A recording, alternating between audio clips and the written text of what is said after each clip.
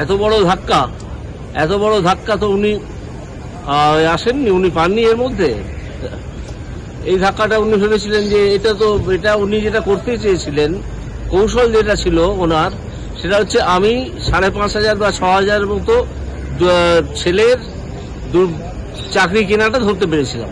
আমি আমার রায় তাদেরকে বাদ দিয়েছিলাম।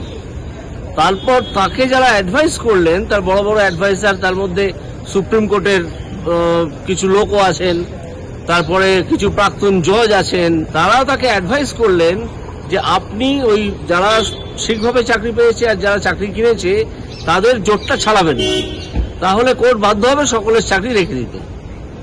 কিন্তু তারা তো জানেন না যে ঘটনাটা যেটা ঘটেছে, যে ব্যাপক পরিমাণে দুর্নীতি হয়েছে এবং যেভাবে আমি জোট ছাড়িয়ে রেখেছিলাম তার থেকে স্পষ্ট বোঝা যাচ্ছে। একটু আগে আমাদের শুভেন্দুবাবু বলেছেন, আমাদের নেতা, সেখানে যে কিভাবে এদেরকে ধরা যায়, এখনো ধরা যায়, যে কারা চাকরি দিয়ে টাকা দিয়ে চাকরি পেয়েছে। এসবগুলো হাইকোর্ট সুপ্রিম কোর্ট ধরে ফেলেছে।